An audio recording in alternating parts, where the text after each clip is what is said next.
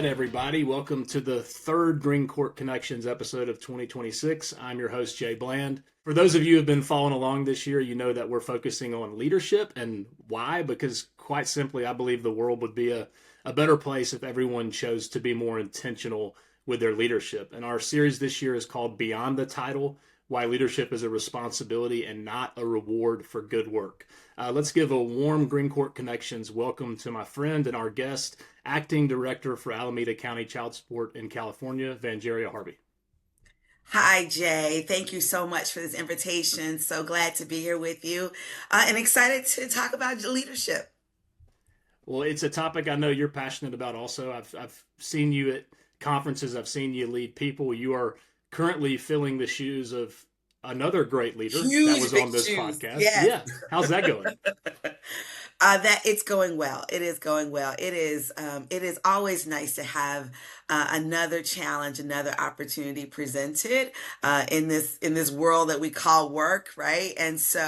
But leading after Phyllis Nance is definitely a big challenge ahead. But I feel ready. I'm thankful that she saw something in me to encourage me to go down this road. And I'm passionate about child support. And so it's something new every day. I will say that it is definitely a new day each and every morning, but really with great opportunity, and looking forward to what the future holds for Alameda County. Yeah, I love how you talked about the fact that every day is different. And that's the way that I view leadership, is that it's not about becoming. Like, you never actually make it. There's no arrival. There's no certificate you get at the end of the course. It's all about the journey, right? It's about your That's leadership right. journey.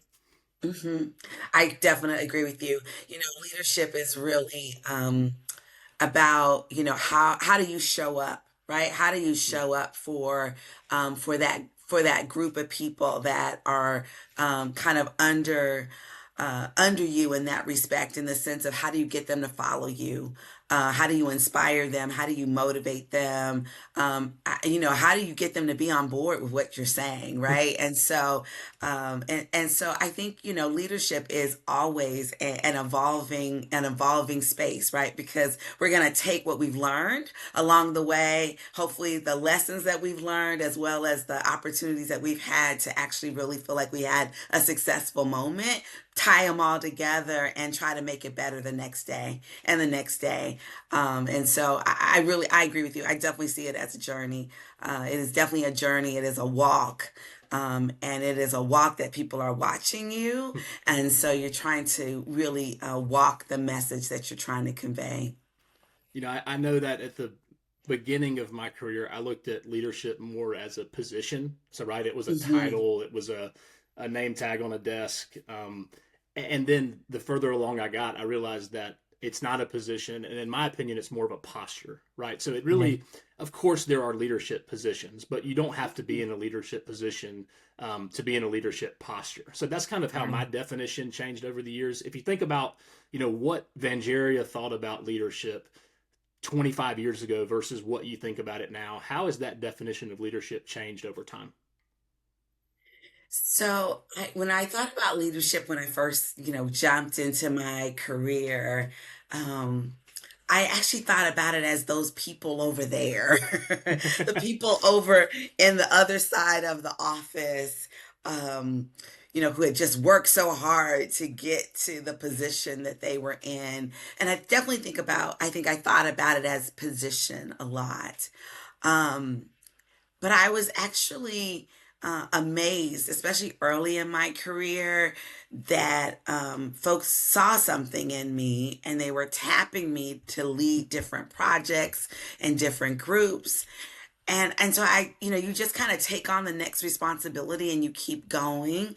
But even though I was working in that space, I kept thinking it was somebody else over there, over in the corner side of the building or the corner office. And so I really thought of leadership as that position, that title that you had to, work 30 years to get to. And I don't think until you start to look back, over your career, that you actually start to say that, you actually exhibited leadership in so many aspects of your life, even from childhood. There are just some opportunities that were presented to you, or you just, there were some things that just kind of came with you innately to be able to garner people to gravitate to you and kind of listen to you and the like. And so, I don't think I looked at it that way as a young person, a younger person, I won't say, as a younger person. And so, but today I definitely feel like it has evolved. I definitely feel like I thought it was um, a position that you had to wait a really long time to get to. And now I recognize that everyone has leadership qualities. How they manifest, might look differently for each and every one of us, but there's some capacity where you are leading and influencing people, where you're developing some type of trust relationship to make people say, hey, I need to pay attention. I need to listen to the guidance that this person is providing. Yeah, you used a word that I love. So my definition of leadership is influence.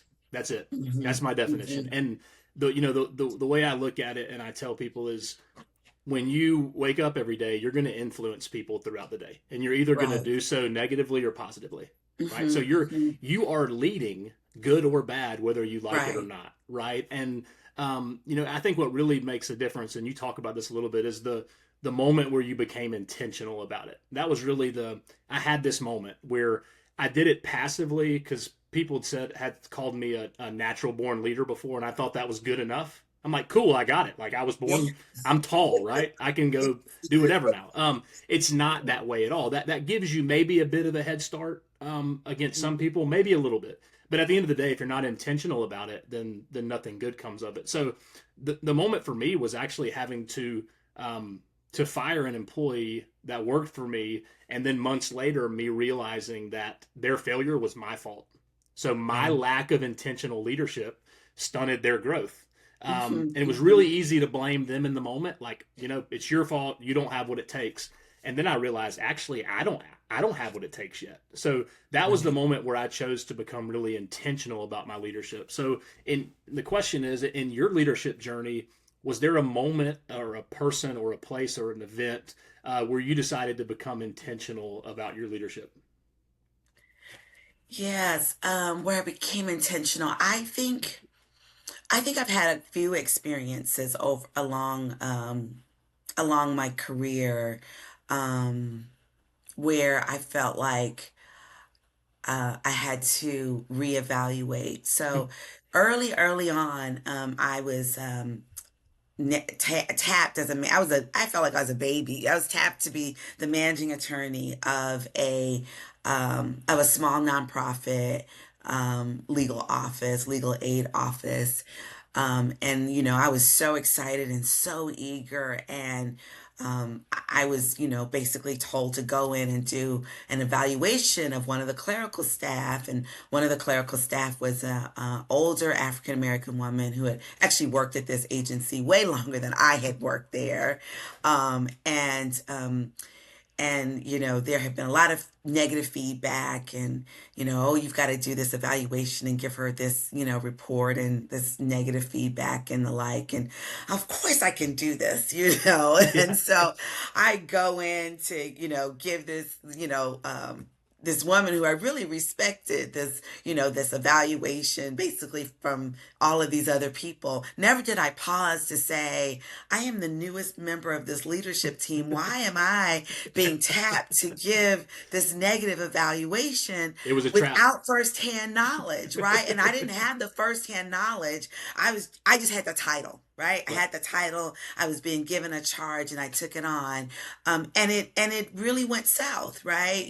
Like the person that I was, leaning to for some level of affinity in the space, and some level of wisdom just from her own life experiences.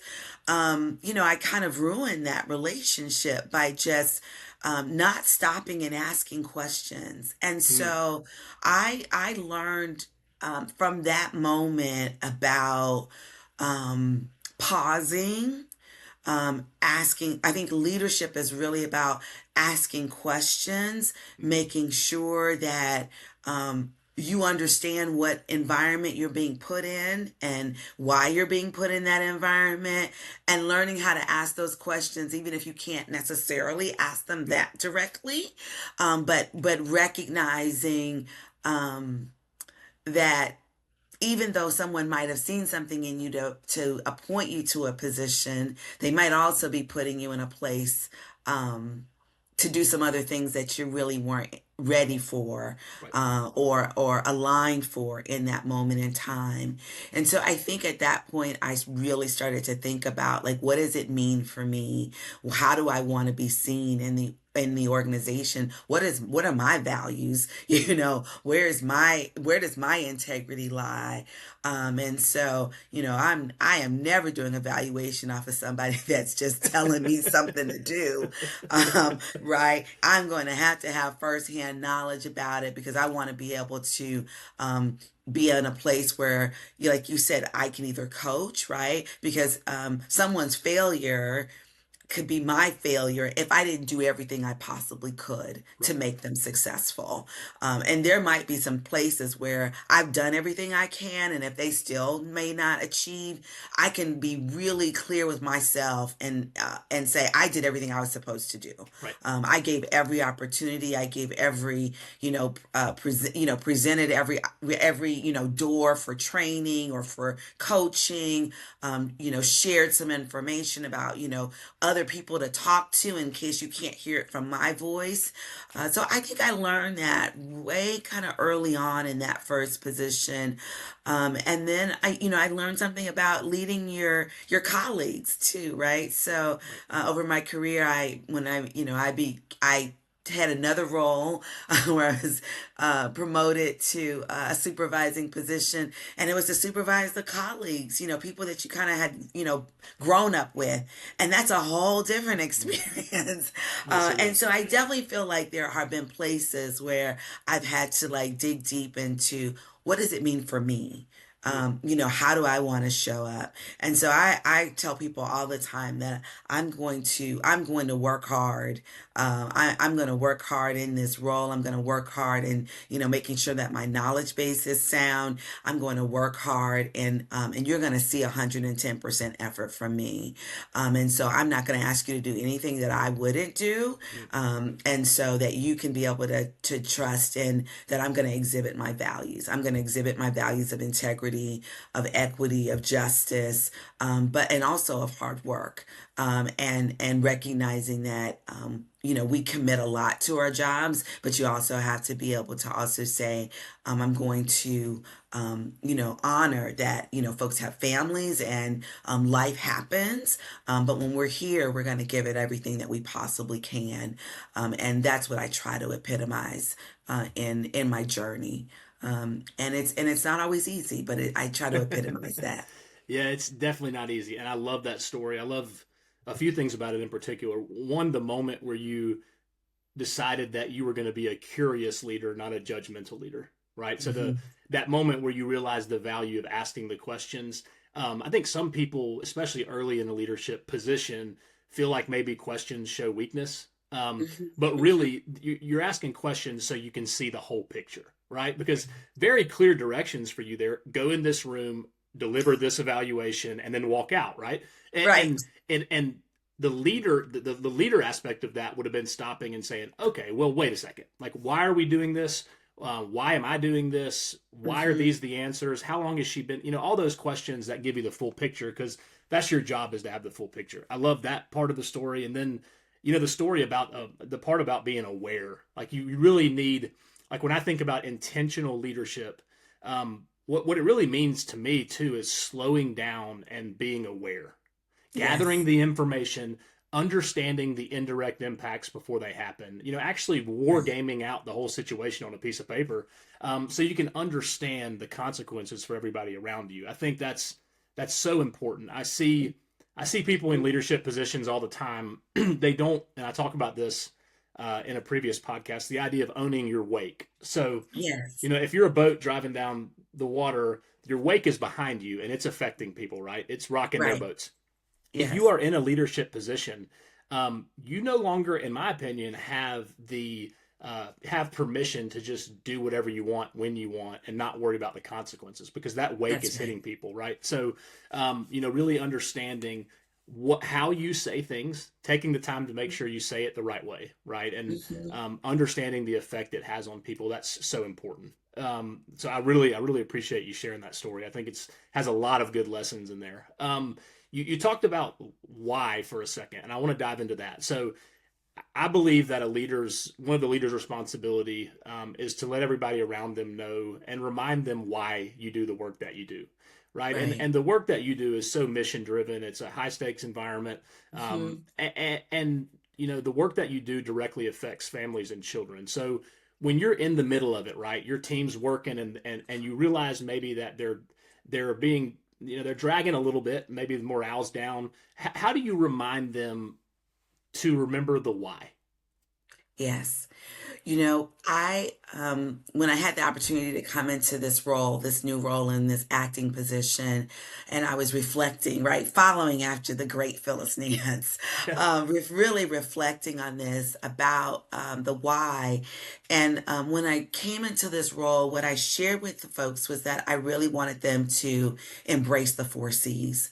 I knew that the staff understood that child support was important, but I felt like it needed another element, especially to, go under a new, to be with a new leader, not Right, necessarily under, we're working together, but right, to be with a new leader. And I talked about, the four C's from my perspective to try to inspire people. One is about connection, right? We are really trying to cultivate meaningful relationships with our customers as well as with each other, and that is really essential to us bringing unity to our purpose of why we're trying to establish and enforce child support for the families in Alameda County.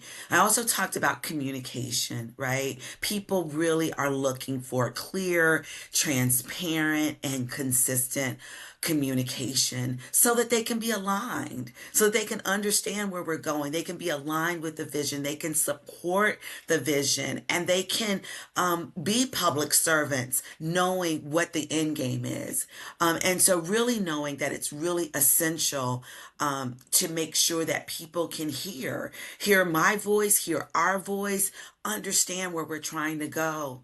The third element of my four C's was community, right? We are dedicated to the residents, to the citizens of Alameda County. We know that, partnerships and relationships and engaging with intentionality will enhance our ability to reach more people, to ensure that we're reaching more children. And the last one was commitment. I think we all wake up every single day.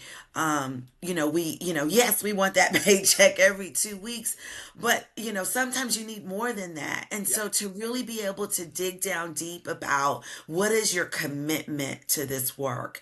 We embody, values of service. We want to do excellent work for our service, but commitment calls us individually to do our best. And so, and to uphold the standards that we say that we value. And so that's what I feel like I've done in this new role, was to try to give the folks something to hold on to, that I'm going to talk every day about making sure that we're connected. I'm going to do my best to communicate clearly, consistently, that we are here to serve the community. And where is my internal commitment? I am committed to Alameda County Child Support Services because I know that we make a difference in the lives of all of the families that we serve. And so that's what I've embraced in this new role. And so it's very interesting to walk around the office and hear people talking about the four C's. And I think it's just a little nugget, right? It's just one little nugget to help people feel like I can do this one more day. that was incredibly inspiring. Like I'm ready to go to work right now. I mean, you just inspired me to go to work. And I'm a sucker for stuff like the four C's. So just to repeat those: connection, communication, community, and commitment. I Mhm, love those. I mean, you've mhm. really captured it all, and I think it's so important, and you nailed this on. Some days it's pretty easy just to get out of bed and go to work, but other Mhm. days you just need a little extra something, and it's usually not coffee. It's That's usually right. something besides that. And remembering why. And I talk about with our team the why all the time. And we're here Mhm. to help people like you and your teams better serve the Yes, communities, right? So we share a why right. there, and that's man, that's so easy to get out of bed because we were talking about kids earlier before we got on, and Yes. every kid deserves a chance, and That's right. it's so unfair that that's not real. That's right. They don't. Not every kid has a chance, but That's right. you're probably never going to make it fair. But if you can just Mhm. tip the scale a little bit and a little bit at a time, you make a meaningful difference, and that makes it easy to get out of bed. That's right. That's right. I think people are, when you can see, right, um, that kind of gold star, right? Like, what are we striving for? And you've got to know what that gold star is, right? And so I think, what we're trying to do for children and families in Alameda County, um, that's why people went into government service, right? They went into public service in that way, to make that a reality for some child, and for some family. And it's not necessarily the dollar amount of support. That's not the point. The point is to help folks feel like they were able to supply for, meet the needs of their children, and for the person that's paying for them to have that level of comfort in their own selves to say, hey, I contributed to this. This is Right. what I'm doing for my child. And so it is not exclusive. It's not pitting people against each other. It is simply saying, how can we facilitate making sure that children get the basic needs that they deserve? And I feel like that we're trying to facilitate that by making sure that we are ensuring that both of our parents, or both, caregivers are being seen and heard, because we all know that the gold star is really for that young person, that child, those children that are in each and every one of those households. And that's what we try to talk about. And that's what we feel like our sphere of influence is. I talk also about the sphere of influence as well, right? Because everyone has a sphere of influence, in their day-to-day work. Whether it's your caseload, whether it's your team, whether it's the organization, you have a sphere of influence, and you can do it all for good. You Right. can do it all for good. And that sphere of influence, I think about something very similar in the leadership journey, and my wife and I were talking about this last night. I was talking to her about how easy it is for me to be an intentional leader. Doesn't mean I'm good at it, but I'm intentional about it. Mhm. And hearing the feedback from my team, the positive feedback, how inspiring that is to keep going. Because I've had bad leadership before, and I know how much that negatively affected my life. And the fact that just with a little bit of effort, I can not only not negatively influence my sphere of influence, but positively influence them Right. is a huge flip. And Mhm. I Mhm. think everybody listening right now, like no matter what your position is, no matter what your title is, how you show up matters, and how you influence people matters. And Yes. I just think everybody has some inherent good in them, and if and it matters so much. So why not make the decision and give the effort to intentionally influence people? That's right. I completely agree, right? That you have to be able to say, I see you, right? Right. I see you. I see the difference that you're trying to make. I see the effort that you're trying to put in. And let's acknowledge that. And then if there are growth places, right? If there are places where we need to grow, let's set those expectations so that you can rise to that occasion. I think when people are given the benefit of the doubt and given something to strive toward, the average human being wants to strive toward that I agree. goal. And so I think it's when we're not clear, when we don't set really clear goals for people, and it feels amorphous and it doesn't feel tangible, then I feel like I failed in leadership. right? And learning what that person needs, right? One person might need really, really specific deadlines, but another person might say, "Hey, just give me this, let me run with it, and I can show you that I can produce." And it's learning. It's a learning opportunity, a learning journey. I think that's also what leadership is, right? Leadership is learning who your people are. They're not all the same. We do not serve a monolith, right? And so what do I need to say to really, put the fire under this person? It's going to be totally different than what I say to person B to put the fire Right. under them. But I think the learning is actually is part of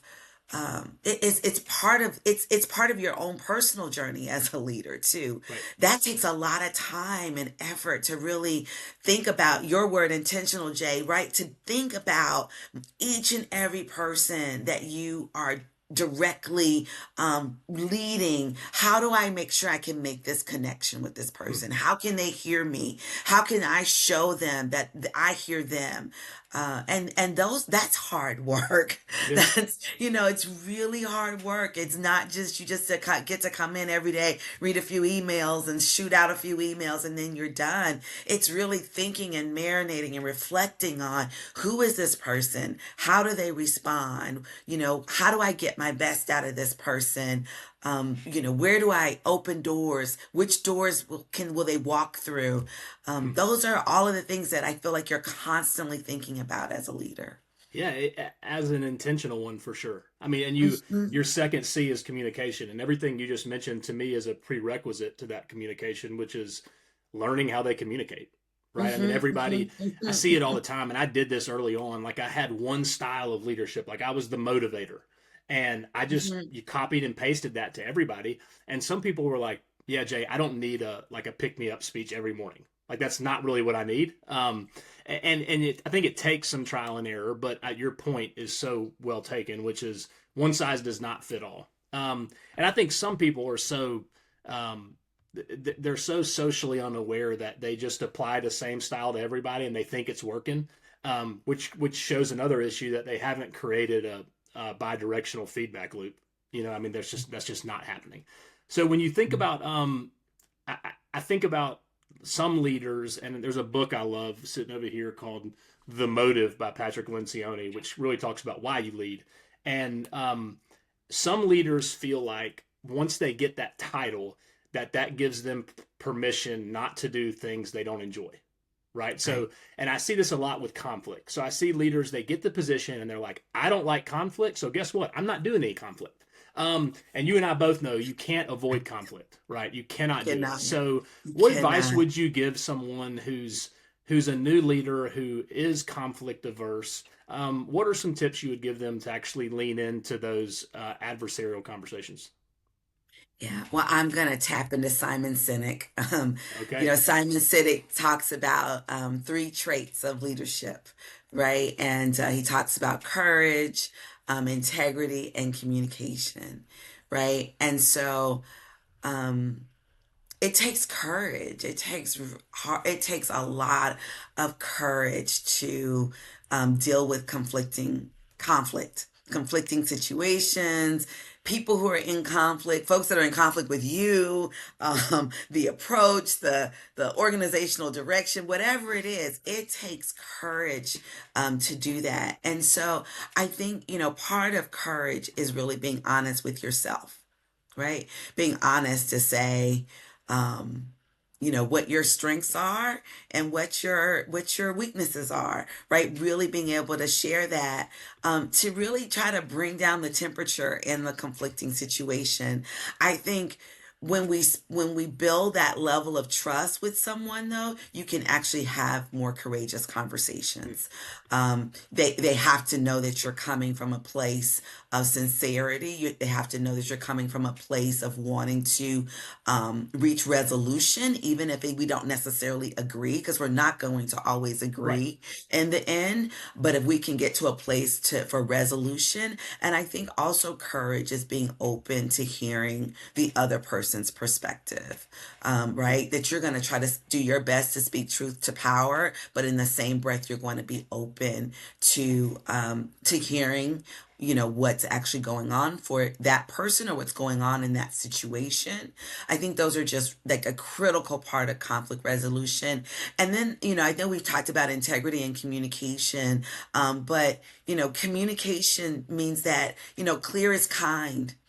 And I feel like, I feel like I still struggle with that, right? In the sense of like, how do I make it as clear as possible about, where I feel like someone is meeting the mark or not meeting the mark, or we're in this place of conflict. How can I say it clearly, in a way that it can be received, right? Not as attacking, not as judgmental, but just could really be heard by the receiver of the message.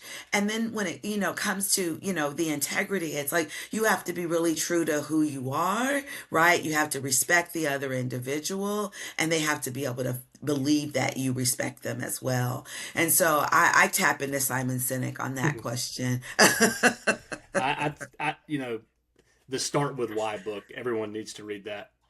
Yes.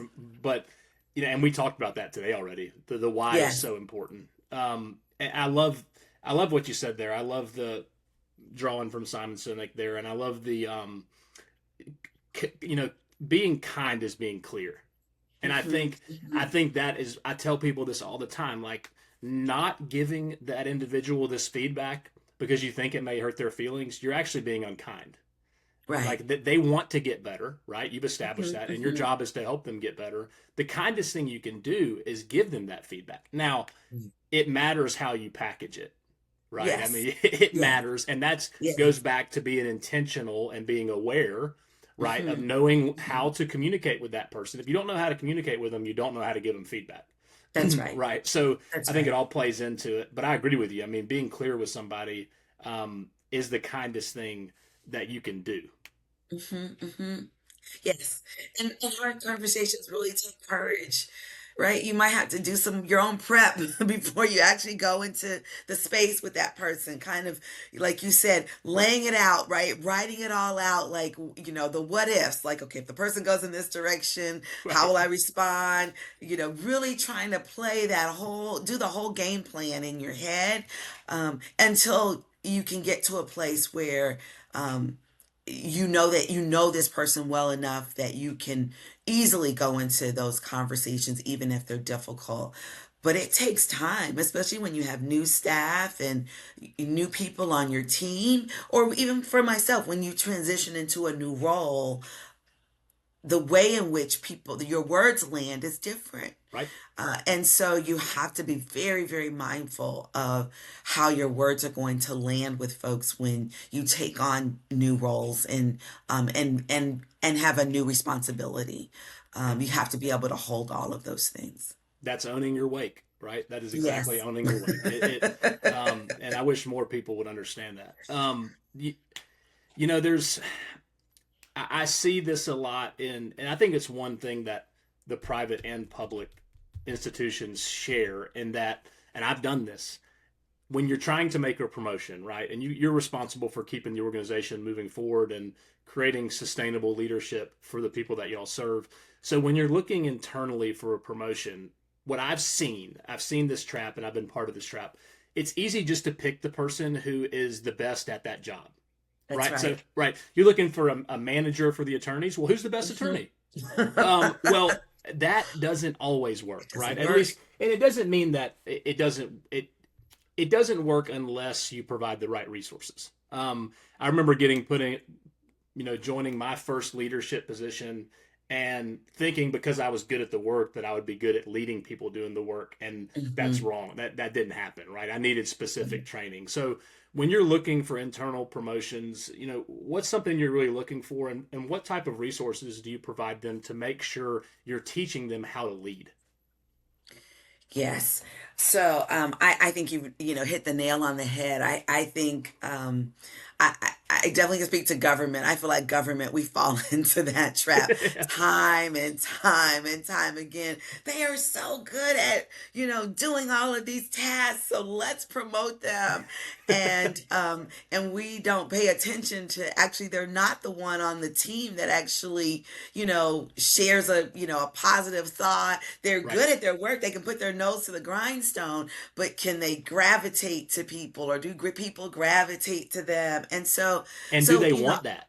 and do they want it? Right. Right.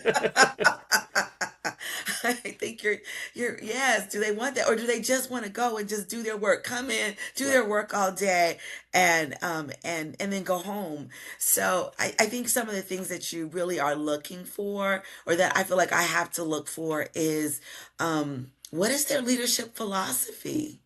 Like how can you articulate, what your philosophy of leadership would actually be, or will, or currently is. I think that's one of the things that I'm looking for people to be able to articulate that. And I'm also looking for them to be able to articulate how they embrace the vision of the organization, Mm. because they have to align with the leadership. They have to align with that. And if their view is, kind of leaps and bounds in a whole other direction, it's going to feel like a ton of bricks trying to pull them Right. into the direction that we're trying to go to reach the goals that we're trying to achieve. So it's got to be vision aligned, right? You actually have to understand that they've given some thought to what leadership means to them. And you have to also ensure that they really do embrace the values of your organization. Mm. What are the values of the organization? What are the things that are first and foremost for the success of this organization? And how do they embrace those? And how are they manifesting those? What does it look like when you look at them day to day? And so for me, leadership is actually about watching behavior. It's not so much who can Mm. clear out all of their work at the end of the day. It is me seeing your behavior. How do you talk to people? How open are you? How,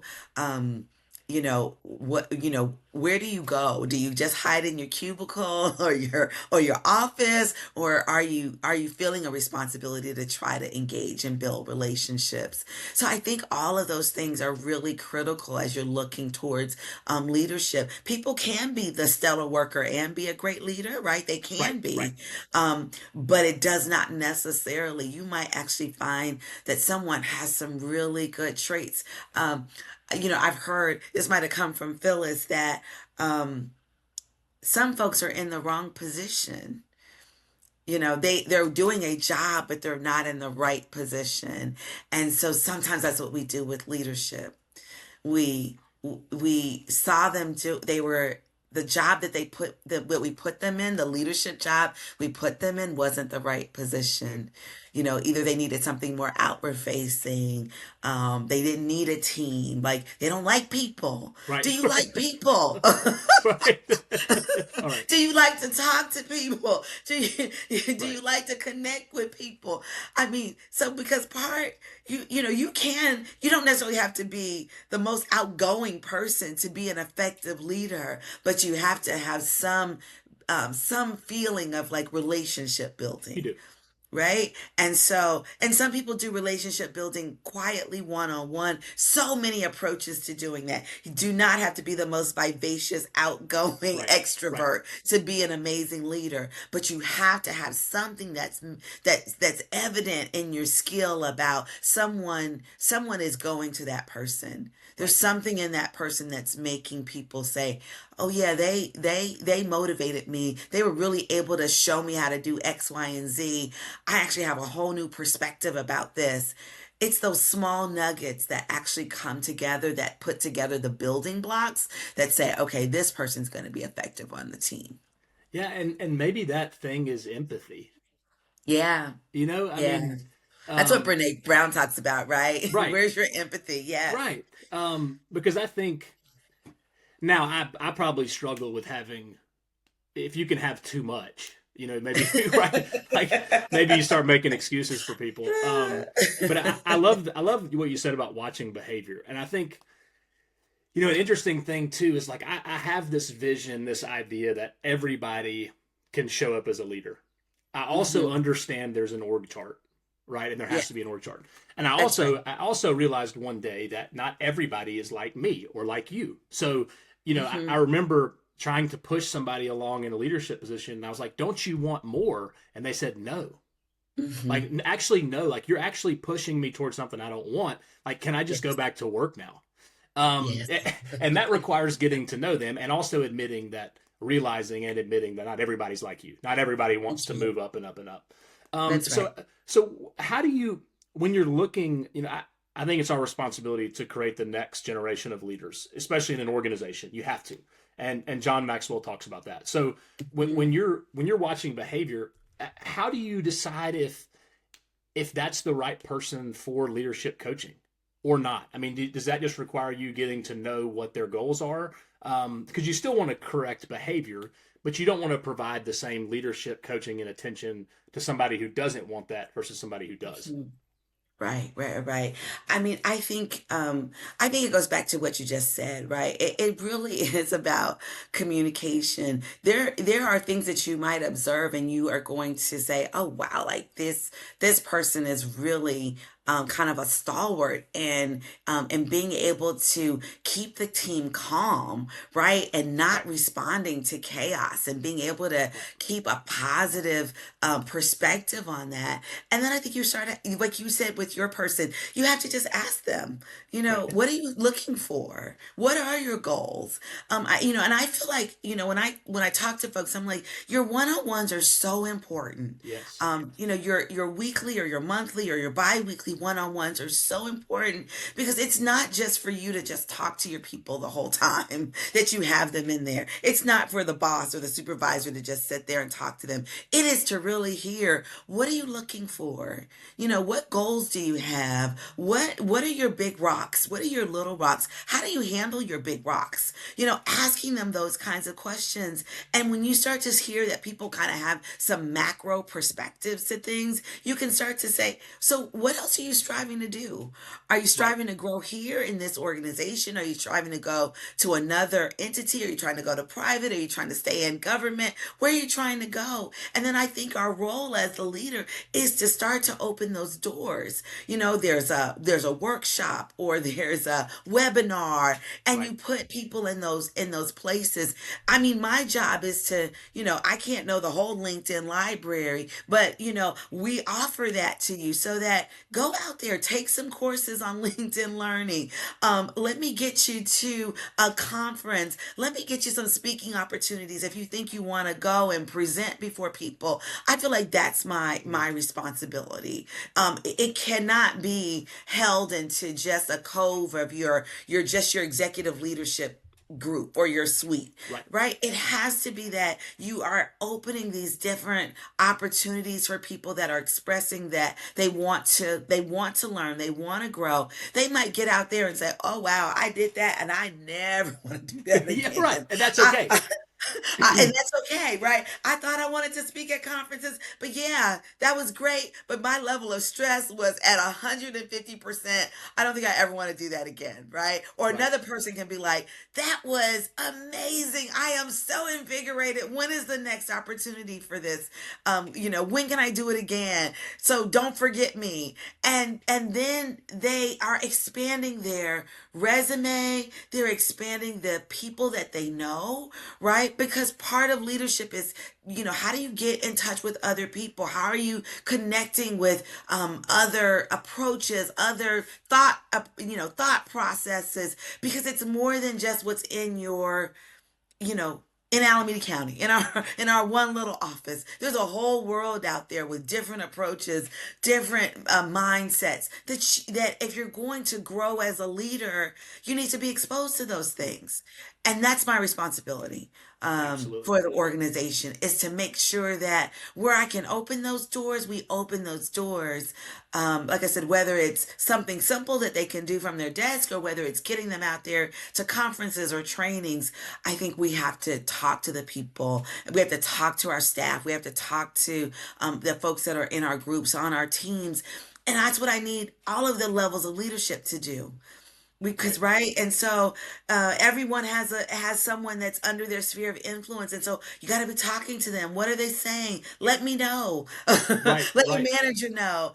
Let's spread the word so that we can actually see if this is going to happen. And I think government especially has to do this. We don't have bonuses to give people, No. so No. we've got to have another. Excuse me. We have to have something else to offer them. Right. You do. And connecting them with opportunities is important. And but backing up a step, you have to learn what opportunities they want.